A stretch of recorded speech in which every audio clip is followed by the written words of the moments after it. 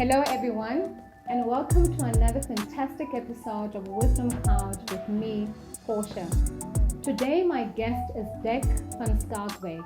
He has an amazing story to share with us, and he lets us know that it doesn't matter where you come from, your background does not determine your destination. DIRK VAN SCHALKWYK, welcome to Wisdom Couch. Thank you. Thank you so much for accepting my invitation. I know it was short notice, but you're here. It's an honor to be here. Welcome to the studio. Thank you. So, DIRK, I don't even know where to start with your story. But I'm going to allow you to do the talking, but please take the audience through and let us know who you are. Okay. Well, today I'm a husband, not yet a father. Business owner with a business that is growing. We currently employing 7 different subcontractors. We have about 25 employees and staff. Growing and doing well amidst lockdown challenges and stuff. We've been absolutely blessed with business and moving forward. Awesome. Very happily married. That is fantastic to hear. Congratulations on that. Yes. So this is where DIRK is today. You know, happily married, businessman, but you've gone through a few hurdles in your life. You know, Small ones. Small Ones, yes. Where do we start with those hurdles? Perhaps childhood, I'll say late middle teens. middle teens. Middle teens, when I was very adamant to leave school and to go and study electrical engineering. Convinced my parents to do so.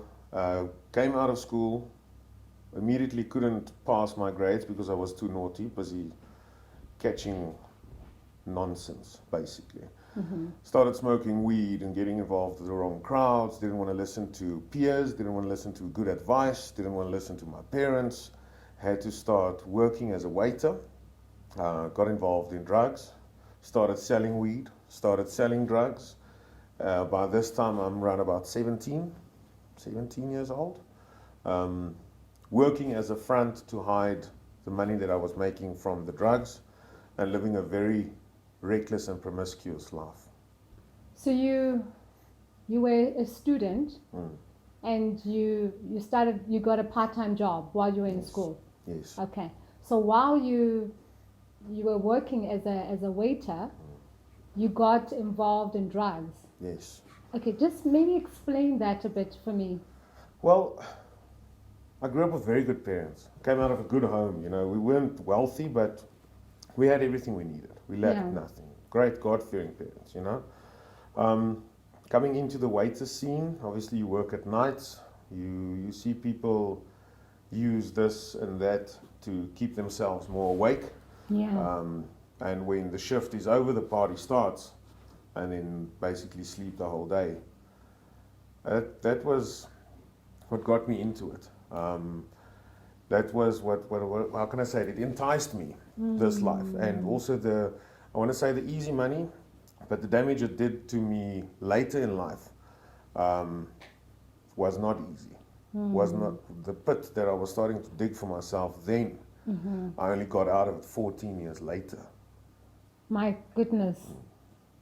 So you went heavily into drugs when you were working, when you were in. So what kind of drugs were you doing? Well, in the beginning, just smoking weed, drinking, then taking acid, using ecstasy, using MDMA, using cocaine. We took peyote, smoked. Excuse me, what? Peyote. Yeah, peyote is pretty much, it's like a succulent. It's a plant that grows. You break it open and you break it into chunks and you eat it. But then you need to be elsewhere for about 4 or 5 days, up to a week, because you're completely out of your mind. You are hallucinating. You need to be somewhere either with people that are on the same type of drug or somewhere in a field with water. Yes, that's a very, very strong hallucinogen. The Red Indians used it. The shaman used it once a quarter, full moon, so 4 times a year. The shaman would use this now to receive instructions from whoever they worship. My goodness, I was just about to ask, like, how do you even find these things? Well, friends, hippies, people that talk. You know, we go to trance festivals where it's like a 3-day party, and there you meet people. People talk. They're like, no, use this, and usually you get some really like old random people that will come up to you and be like, no, you must try this, my boot, and you must do that, and no, have a line of this, and yeah, have a piece of that, and you must try my acid, and And you just go with it. and you just go with it. I mean, at that point, you already wasted. You've already used. You're already in the motion, and all your morals have completely disappeared. You have no morals. So whatever goes, goes. Whatever happens, happens, and that is sold to today's youngsters or people but that is liberation. That is freedom. And that is the lie. That is the lie. That is the snare that catches people, that deceives people into believing, but my freedom, I decide my own freedom. I decide how many drugs I want to use, how much I want to drink. That is freedom. And that is the lie. That is the thing that catches people in a snare and keeps them there, right there. It binds them completely, and they're completely derailed from their purpose, completely derailed from their destiny.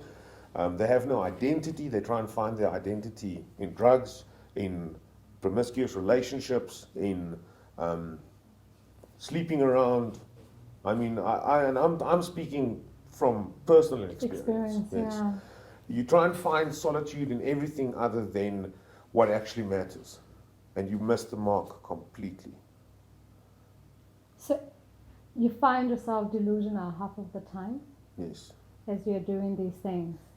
I mean, as you are saying, so from now, the time now that you are, has there been a moment in when you are delusional, or maybe I don't know how it works, but where you felt like, I need to get out of this? Yes. Is there a time that you can say, this happened and I was like, I need to get out of this? What was that? Right. From that young lifestyle, that sort of led up to me selling drugs profusely. For almost 10 years, I sold drugs, mostly weed, but anything else that went with it, I would supply. It eventually led up to us selling firearms, moving firearms from one province to another one. Yeah. We got involved in drug debts and stuff, where I was involved with people between Joburg and Durban, where I would see, it happened twice, that I saw families martyred for drug debt, literally women pleading for a child's life, and then just hearing the hammer drop, and a life is gone, and only to find out later that this wasn't the right people. It was somebody else's debt. It was somebody else's mistake. It happened twice. That was the beginning of the change, but it would only be about 7 years after that that the actual change occurred. And yeah, from there it just went wild. I mean, I owned property in the city and laundered money into my business that I had then, which got me into the construction that I am in today, funny enough. Hallelujah. But now we're doing it legitimately. But then I laundered my money into that. The Hawks eventually arrested me in 2014 on a Friday afternoon. It was a very hectic thing. It was a lot of firearms, a lot of police. They broke into my property, into the gates, shot my dog. They manhandled the girl that I was dating, and her father was living with us at that stage. Manhandled him completely. They were ruthless because I was this big drug dealer. Yeah. The unfortunate thing was, at that stage, I was a full-blown heroin addict as well. Were you aware of what was happening? Yeah, one is sort of aware. The thing is with drugs and drug addiction is you tend to think that I have this under control. Yeah. I have this under wraps. I can manage this. And you can't. That is the lie. You think, you were talking about being delusional, and you are so delusional that you think you are fully functional. And in that, you completely lose everything. When I ran an international company for a company that's exports internationally, ran their branch Free State in Northern Cape those years. Up to the point where they flew down from the head office and told me, like, dude, what is going on? What are you busy with? What's happening?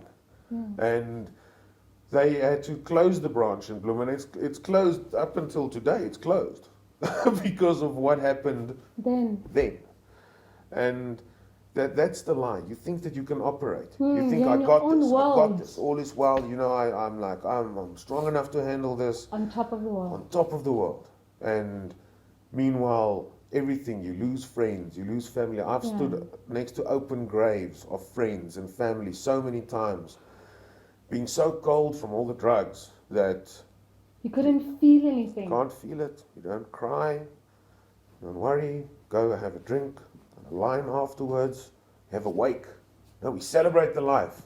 Celebrate the life. Meanwhile, that person overdosed. We found the body of a 21-year-old. He was renting a flat from us in the one home that we had. He was living there with us, you know. And the one morning we found him there in a pool of his own vomit and excrement, needle in arm, overdosed on heroin, dead, young, potential, promising life. A couple of weeks before that, he won a DJ competition where he was voted most promising. He won it. Came out on top. 2-3 weeks later, he died of a heroin overdose. What is heroin? Do you even know? Okay, heroin is considered and referred to as an opioid. It's a plant that grows. It's an opium plant. Heroin was originally manufactured as a cough medicine and also manufactured as to cure people from opium addiction. Like today we have methadone, and there's something new now again on the market that they manufactured for opioid addiction. Now a lot of stuff contains opiates, like even sinus tablets. Some sinus tablets have it. I had to ask that question because I wanted to say, you knew that then. Yeah. And you still took it. Yes. You knew the damages that it could do to your body, to your brain, and you still took it. Still took it. It gives you that much of excitement to say, I can die tomorrow, it's okay, but I need to be high and excited today, like living for the moment. Yes, absolutely caught up in the moment. Absolutely. I knew the dangers of heroin. I didn't believe the stories of how hectic the withdrawal is that you go through. Heroin withdrawal is very close to alcohol withdrawal. Your organs can literally fail. You can die from just suddenly stop. If you just stop using heroin, and you've been a full-blown addict, you can actually die. I mean, at that stage, we were spending about 1,500 rand, me and the girl, 1,500 rand daily on heroin and cat, because the two sort of balanced each other out. And daily. That was our drug budget. It was without food, rent, and all the rest. The house was a mess. I mean, the kitchen was constantly like dirty, filthy. The house was filthy. Animals weren't taken care of properly. They were fed, but I mean, they were not loved. They were not taken care of properly. It's such an ugly state. It's such an ugly state. It's actually difficult to put it in words. Like, you see these on TV. You see these slums where people live with rats and stuff running, and it's dirty, and then it's smelly, and then it's horrible, and you're like, whoa, how can somebody live there? Yeah, like, that's where heroin addict lives. That's exactly where they live. Then how did you get out? Like, I'm just thinking, you had so much pumped up in your body. All these kind of drugs that I've never even had in my life. Like, how do those things get out of your system? Like, then what did you do? That is a lot of water. A lot of water to detox your body. Look, it takes your body about 3 months for the neurons and receptors and everything to fire accordingly again. Then you can only say, okay, cool, I'm now sober. So for the first change was I got arrested. I went to prison. I couldn't get heroin in prison. I had to cope, so I found other coping mechanisms in the form of mandrax, in the form of DIRK, methamphetamine. The methamphetamine releases dopamine, and the mandrax takes away the physical pain, because the physical pain is another hectic. drug. Yes. cleans your system from another drug? Basically just fools your system. Basically just fools your system into believing that, okay, you replace the one with the other. And that's sort of how it goes with drugs. How does it get you clean though? Like how? No, it doesn't. It doesn't. I was locked up for 3 months, trial awaiting, Okay. in Grootfontein prison. Hectic 2 attempts on my life in there, and amongst other things. I mean, I saw 3 people get killed in there in 3 months. This is in 3 months now that I was there. Only white boy in the cell. But I had street knowledge because I was a drug dealer. I have the tattoos, you know. I could sell the part to act like a 26, although I wasn't. But I could sell the part, and I survived and I flourished and I made money in prison. I feel like that's a story alone for another day. Like that way, you must come back and come and tell us about that one. I will. You know, the life in Grootfontein. Yes, that is literally a book on its own. My goodness. Came out of prison, I relapsed again, back on heroin. Moved in with my parents again. Oh, our dear parents, you know. They love us. But that's like your safe place because, I mean, where else would you go? Exactly. And especially because, I mean, you needed to get out of this. At that time, now you were feeling that this is not for me anymore. Then it was, yes. I need to change. That was that, and then I needed to change. I needed something. I didn't know what. Yeah. Didn't know what. I knew for a fact that I had more in life, that there is more to life than this. The burning desire. Yes. You know, something. Let me do better. Yes. And eventually the change happened. I went away to a restoration farm for 8 months. No phone, no connection to the outside world, just work, just Goba and Bible. And it's honestly by the grace of God that I am where I am, you know? That you're alive. And that I am alive. I should have been dead many times over. I've been shot at many times over. I've been shot. I've been stabbed many times. And still breathing, still kicking. Amazingly enough, yes. And yes, that 8 months there completely changed my life through the grace of God. Nothing else. Nothing else. I know it's a long time ago, but how does it feel to be clean and free of drugs? It feels fantastic. Look, I recall when I got arrested the first time. Now, I was arrested obviously in succession a couple of times, and you spend a weekend in jail, and you come out the Monday, and you just continue your hustle and your thing and whatever. But the first time I had a glimpse of sobriety. Was the morning they rushed me from the holding cells to the hospital because my organs were failing due to my heroin addiction. And after they administered whatever mixture they administered to me that morning that actually then saved my life, I remember walking down the hallway. It's an old hospital, and I remember looking out the window and seeing the trees.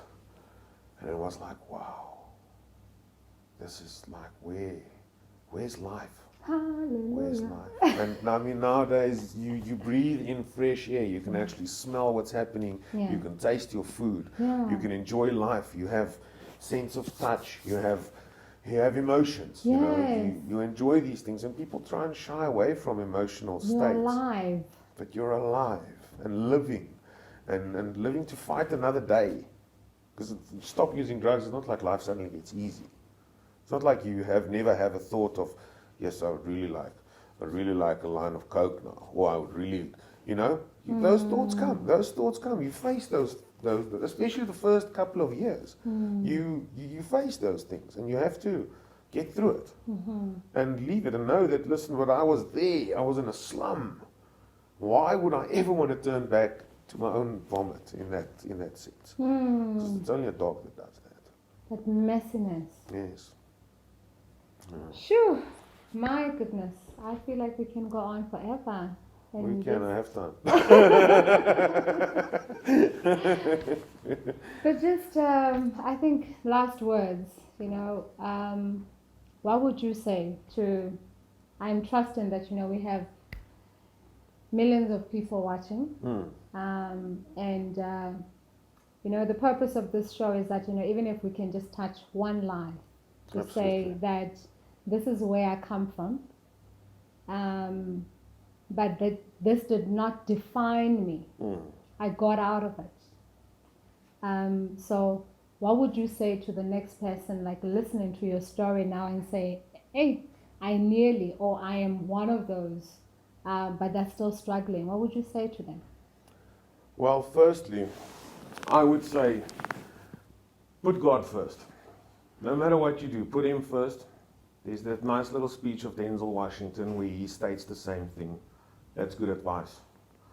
Listen to your parents. That's good advice. Listen to leaders that have wisdom. That's good advice. And on top of all that, never, ever give up on your dream.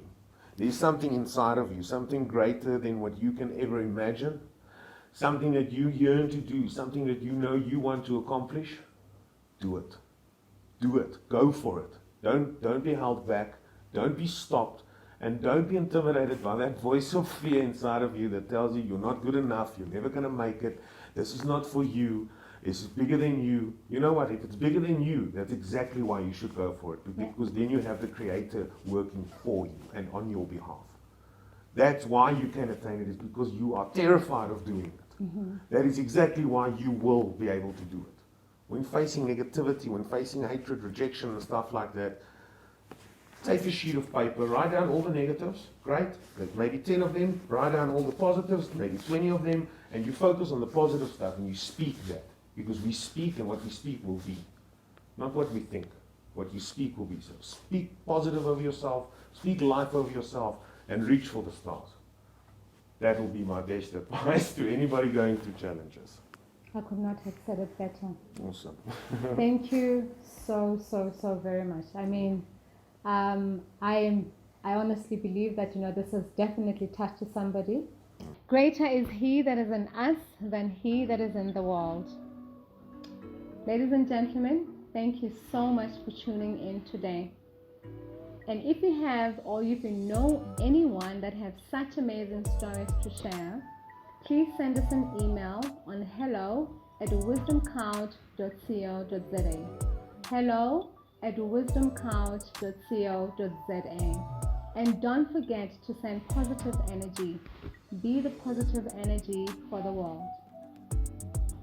See you later.